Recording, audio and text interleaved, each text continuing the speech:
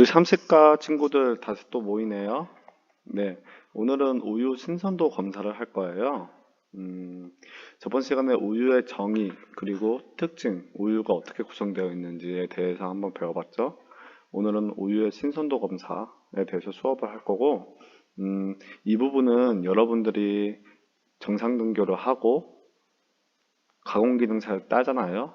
그때 꼭 해야 되는 항목 중에 하나입니다. 우리가 가공기능사를 한다면은 우유, 지금 즉 신선도 검사를 할 거고, 잼 젤리 만드는 걸 할 겁니다. 그리고 연제품, 즉 어묵을 만드는 걸 할 거예요. 이 세 가지 품목을 우리는 시험 볼 거고, 그러니까 그 중에서 첫 번째인 신선도 검사, 이거 정말 중요하니까 오늘 수업은 꼭 확인해 주시면 좋겠습니다. 여러분들 다시 한번 선생님이 말하는데, 우유는 일단은 유제품이잖아요. 그렇기 때문에 신선도가 중요합니다. 그래서 여기도 말했다시피 미생물 검사를 먼저 떠올려야 돼요. 그럼 여러분들 미생물 검사란 뭘까요? 우유 안에 미생물이 살 거잖아요. 그랬을 때 수유 검사의 하나로 총 세균수와 체세포 수를 검사하는 거예요. 우유에는 세균수로 등급을 매기고 체세포수로 등급을 매깁니다. 여러분도 알다시피 세균이 많다. 과연 좋은 우유일까요? 아니겠죠? 근데 체세포수가 많다. 이것도 좋은 우유가 아닙니다. 체세포수와 세균수는 적을수록 좋은 거예요. 그렇다면 여러분도 알다시피 세균은 당연히 많으면 안 좋겠지 하겠는데 왜 체세포수가 많으면 안 좋을까요? 이건 체세포라는 게 죽은 세포를 말하는 거예요. 우유, 즉 젖소가 만약에 상태가 안 좋고 노화가 되고, 여러분도 똑같지만 노화가 되고 몸이 안 좋아서 염증 반응이 많이 생기면은 세포들이 많이 죽어요. 즉 젊을 때보다는 나이 들면은 세포들이 많이 죽죠. 그 죽은 세포들이 많다는 거는 당연히 젖소가 오래된 젖소고, 즉 나이 먹은 젖소고, 나이 먹은 젖소한테 나오는 우유가 당연히 조금 덜 신선할 수 있겠죠. 그런 개념으로 생각하면 좋을 것 같아요. 그리고 미생물 검사의 기준에 대해서 말씀드릴게요. 우유는 일단 미생물 검사할 때 아까 말했다시피 세균수와 체세포 수로 구별됩니다. 그렇다면 일단 세균수 먼저 확인할 때 밀리리터당 세균수가 3만 개 미만일 때 이걸 우리는 1A 등급이라고 합니다. 네, 여기가 1A 등급이겠죠. 그리고 밀리리터당 세균수가 3만에서 10만 개 미만일 때 1B 등급, 밀리리터당 세균수가 10만에서 30만 개 미만일 때는 어떻게 될까요? 이거는 뭘까요? 그럼 1C 등급일까요? 아닙니다. 2등급이에요. 2등급. 영어가 아니라 숫자 2등급. 그리고 밀리리터 세균수 30만 개 초과할 때는 3등급입니다. 체세포수 기준으로는 밀리리터당 20만 개 미만일 때는 1A 등급, 20만에서 30만 개 미만일 때는 어떻게 될까요? 1B 등급, 밀리리터당 30만에서 50만 개는 2등급, 밀리리터당 50만에서 70만 개는 3등급, 그럼 75만 개 초과할 때는 4등급입니다. 여러분도 알다시피 세균수랑 체세포수 등급이 다 달라요. 여기는 1A 등급, 여기도 1A 등급인데 여기는 1B, 그리고 2등급, 2등급. 이 개수에 따라서 달라지겠죠? 이 부분 꼭 확인하시고, 아까도 말했다시피 체세포수가 적을수록 등급이 높아요. 시중에 나오는 우유들은 거의 다 1A 등급을 가지고 있습니다. 참고하세요. 네, 그리고 우유 신선도 검사를 보면은 일단 우유 신선도 검사 중에 우리는 적정 산도 측정을 가공기능사에서 시험 볼 거예요. 근데 우유 신선도 검사에는 여러 가지가 있으니까 그거에 대해서 알려드릴게요. 맨 처음 알코올 실험과 끓임 실험이 있습니다. 우유에는 여러분들 어떤 단백질이 있을까요? 네, 맞아요. 우유에는 카제인 단백질이 있습니다. 저번 시간에 쌤이 말했죠. 우유 단백질에는 카제인 단백질이 있다. 그 카제인 단백질의 특징인데, 카제인 단백질은 이걸 깊게 얘기하면 조금 어려워지니까 산성이 있는 조건에서는 단백질들이 서로 자기들끼리 결합을 해요. 이 산성들이 그 카제인 단백질의 구조를 좀 변화시킨다 생각하면 좋을 것 같아요.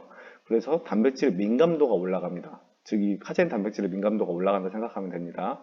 그리고 알코올 실험 시에 그래서 산도가 0.21% 이상, 즉 산도가 높은 애들은 단백질이 민감하기 때문에 70% 에탄올 첨가 시에 어떻게 될까요? 응고됩니다. 끓임 실험일 때도 산도가 얘는 0.26%입니다. 26% 이상인 우유는 끓이면 어떻게 될까요?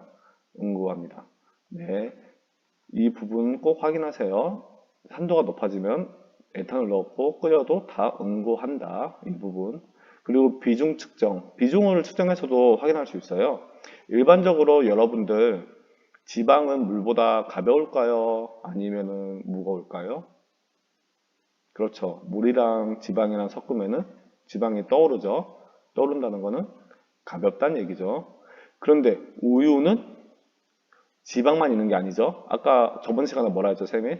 단백질, 탄수화물, 유당 이런 것들로 구성되어 있다 했죠. 단백질, 탄수화물이 다량 함유하여 단백질과 탄수화물은 물보다 비중이 높습니다.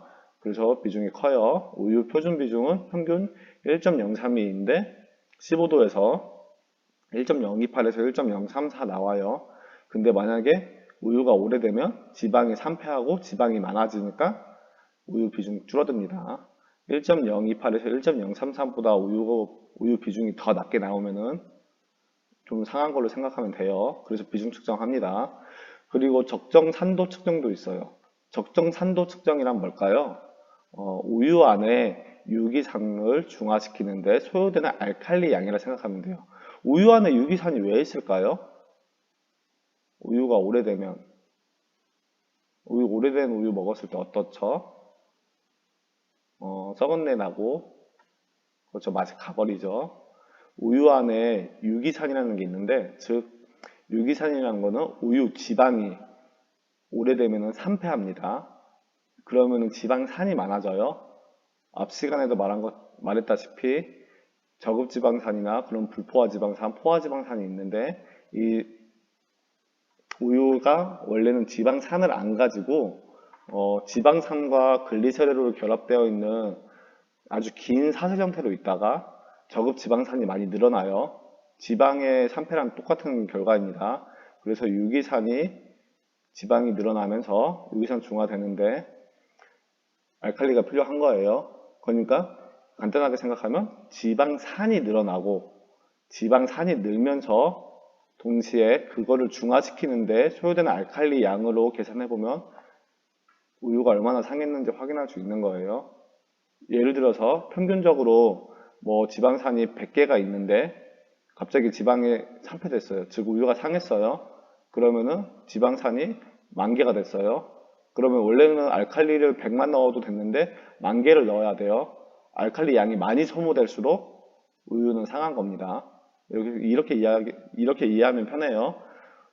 먼저 알칼리 양 측정하고 알칼리와 반응하는 상성물질 모두를 젖산의 양으로 환산하는 겁니다. 젖산의 양. 즉 알칼리 쓴 만큼 젖산이라고 생각하면 돼요. 알겠죠? 신선한 우유 적정 산도 범위는 0.14에서 0.18%입니다. 근데 이것보다 초과하면은 오염된 거예요. 그래서 우유 산도 기준치 초과시 오염된다고 나와 있죠. 이해되나요? 네, 적정 산도는 우유 신선도의 간접적인 지표입니다. 그래서 이만큼이 나와야 되는데 0.14에서 0.18% 나와야 되는데 이것보다 초과되면 오염된 거 해가지고 신선도 지표입니다. 간접적인 지표. 네, 그리고 적정 산도 계산법이 있어요. 이거는 우리가 가공기능사 할 때 꼭 외워야 되는 공식입니다. 기말 때도 시험 문제 참 좋겠죠? 이 문제. 이거 나중에 계약하고 쌤이 다시 한번 말해줄 거예요.